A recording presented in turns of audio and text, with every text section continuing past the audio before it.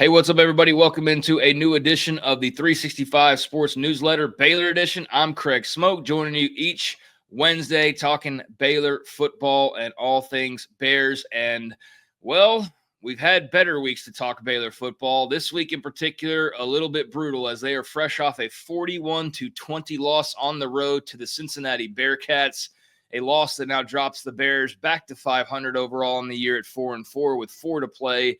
And now under 500 at 2-3 in the Big 12 race, a race that with 3 losses they're not officially eliminated, but man, they are all but there now at this point. Cincinnati, meanwhile, they've effectively just completely poo-pooed Baylor's big picture plan. Cincinnati would have to be one of those teams, one of numerous teams that just completely tank down the stretch. Baylor would have to win out to feasibly find a way into the championship game in Arlington. As Cincinnati now 5-0 in the Big 12 plus a win over you. So I don't know if mathematically Baylor's been eliminated yet, but they've got to be close if they haven't been already. And this one just another punch in the gut, and it feels like there's been a few of those this season. But this game here, when you're at 4-3 and you're coming off of a loss to your arch rival in TCU, that was a pretty ugly game. And you've now got a team in front of you in Cincinnati that's been really good and is a big opportunity and is a big road challenge and a pretty good team, but a team that you still feel like if you play your best, you can give a game. When you go into a game like this and you kind of know that you need to perform well for the sake of your fans' sanity, for the sake of your coaches' jobs potentially, for the sake of your program's ability to get into the postseason this year. Like a lot of things riding on this game right here. Just some good mojo, if anything, if nothing else, big picture wise, to then roll into a game like this and promptly get down 7-0, and then get down 14-0, and then get down 17-0. And then get down 24-0, and all of a sudden finally score your first points when you're down 24-0, and do so late in the first half. It's just not going to do the trick. It's not inspiring football being played right now. It's not good football being played right now. It's not clean football being played right now. It's most certainly not entertaining football being played right now. 24-0, the Bears found themselves in a hole, and tried to snap out of it, but they were never in this game. Cincinnati dominates this game as Brendan Sorsby doesn't have to do a whole lot through the air, just over 100 yards on 13 completions for Sorsby, arguably the best quarterback in the country this year. You figured he'd give Baylor fits, especially in the passing game, but he didn't really need to. Didn't really have to do a whole lot through the air. A couple of touchdowns for Sorsby, but really did a lot of damage on the ground. 85 yards rushing, including a touchdown run. So a nice steady game for him. But Cincinnati, my goodness, on the ground, 265 yards. So thought coming in, man, that Baylor secondary, they sure are shaky. That could really be a problem. And yeah, Cincinnati can run the ball too, but man, they can really sling it around. And so for Baylor to roll in and get beat, I would figure that by the end of it, Brendan Sorsby would have had like 325 yards passing and 3-4 touchdowns, something along those lines. But to actually sit and watch in person, Cincinnati dissect you on the ground and beat you up physically on the ground was just another kind of blow to the Dave Aranda and 2025 Baylor regime that is just hard to take and hard to stomach at this point. So, yeah, man, 265 yards on 50 carries, 3 touchdowns for Cincy. Did not expect that in the slightest. And so the Baylor defense that has been maligned for a while now, but most of that focus on the secondary, this defense that should be so much better based purely on who's leading the way.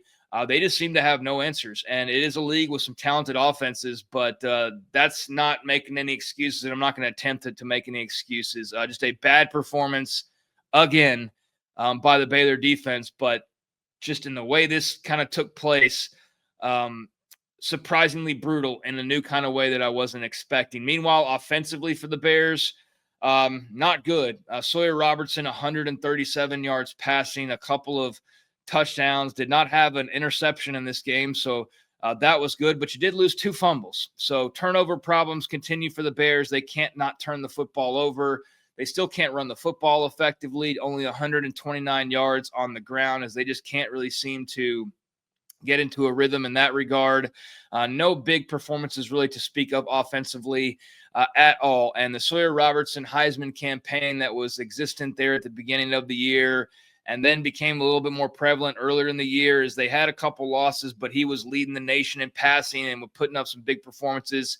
He's had his own fair share of mediocre to bad performances now, where that is a complete afterthought. And at 4-4, it should be. There is no Heisman on a 4-4 football team, much less a team that could very well finish anywhere from 4-8 to 8-4, but very much more towards the former rather than the latter is what you're looking at when it comes to Baylor and moving forward. This is a brutal loss. I mean, you got your butt whipped and you got down early, and you really never gave any hope or any indication to your fan base that you were going to make a game of this. And even at this point, when you get down early the way that they did, even when you do scratch and claw and try to show an effort by the end of it, at this point, it just doesn't matter. I'm sorry to say, like, yes, it's great that there's effort, but folks, the bigger story would be if there's not effort, because that would be the dire warning sign, the major red flag that, oh, now the players or the coaches or whoever are out entirely. They're checked out. We see that happen each year. You see eventually a coach get fired because of that. They don't appear to be that team just yet. They always seem to fight back and try to make it interesting, try to make it look better than it did. In this case, the scoreboard looks a bit better than the game actually was. And it's great that this team doesn't appear like they're totally checked out, but man, they feel like they're very much on the verge of that. And I don't know what the future holds, because at this point, let's face it, the conversation about this team with their 4th loss has now turned from what this season holds to what does the big picture hold. And I don't like to get too far ahead of myself and jump and dive right into that too early, but it just feels like now at this point, there is no Big 12 title that's within play right now. The playoff, I mean, forget about it. What, are you kidding me? It's just a matter of, can you go get to a bowl game now with 4 games to go? Can you go 2-2 down the stretch? Can you go beat UCF this weekend? Can you go beat Utah at home? Can you go beat Arizona on the road? Can you beat Houston at home? Can you win 2 of those games? I think you should beat UCF. I don't think you're beating Utah. I think Arizona is a toss-up, and I think Houston, you're underdogs right now, although that game is in Waco. But we saw Houston roll into Waco just 2-3 years ago and win a game with a much lesser talented team than what Willie Fritz has at this point in time. So this UCF game coming up is very much a must-win. There is no 2 ways about it. It's the type of game where if you lose at home to a UCF team that is 4-3, but 1-3 in the Big 12, you lose to that Scott Frost UCF team. I think that's like final straw territory. I don't know what the school is prepared to do. I don't know if they're ready to move in a market like this one that's already so crowded. I don't know really what the plans are in the short or long-term future, but I know that Mack Rhodes, as any good AD would do, already has a list that he keeps in his suit pocket or somewhere close by that he's got to be at least looking at and glancing at and thinking about. And this weekend, if they fall to UCF, then I think that conversation starts to get real serious. You beat UCF, I think this season's just going to kind of play itself out. But, man, you can't lose to the Knights this weekend. I don't expect them to. I think Baylor's a better football team. I think they're a more talented football team. But I also think that UCF's playing really hard for Scott Frost. They found their quarterback in Taven Jackson. They've got some talented skill players, and they've got a pretty good little defense. So I think they'll be ready to play, and I think they can give Baylor a hell of a game. Baylor just 4.5-point favorites at home, and really playing at home, we know at this stage doesn't mean a whole heck of a lot either. That's not going to be a jam-packed crowd, far from it most likely. So I don't know how much of an inherent advantage there will be outside of just playing in familiarity. But folks, this is dire. I used the word malaise a couple weeks ago, and now we've kind of adopted it on the show when talking about Baylor. There's a malaise over this program, and I'm a big Dave Aranda fan. I think he's a great person, and I think he's a great mentor, and I think he's a good football coach. But right now, things are just not where they need to be or where they should be. And I don't think Baylor's a program at this stage in this era where they should just be expected to be double-digit game winners every single year, like it's 2013, 2014. It's the glory years. But should they be competitive? Yes. Are they competitive this year? To some degree, but are they as competitive or as good as you would expect given the talk this offseason, which is not just media talk. The talk is your Heisman campaign quarterback coming back and you pumping him up. It's a lot of your offensive weapons coming back and being added onto that receiver room, bringing in more talented players.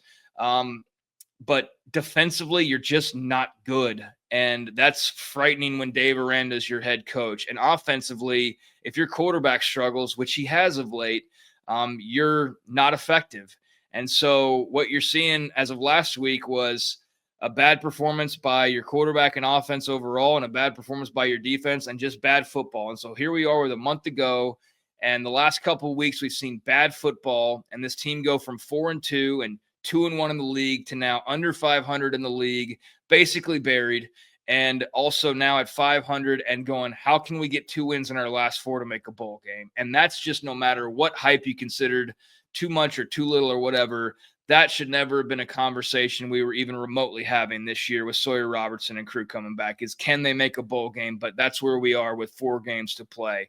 I think they beat UCF this weekend, but I don't think there's going to be much excitement around McLean Stadium for an 11 a.m. kickoff against an opponent that doesn't really get a bunch of people real jazzed up. Maybe I'm wrong. Maybe the fans will rally. But again, there's that malaise that's just kind of over this program right now.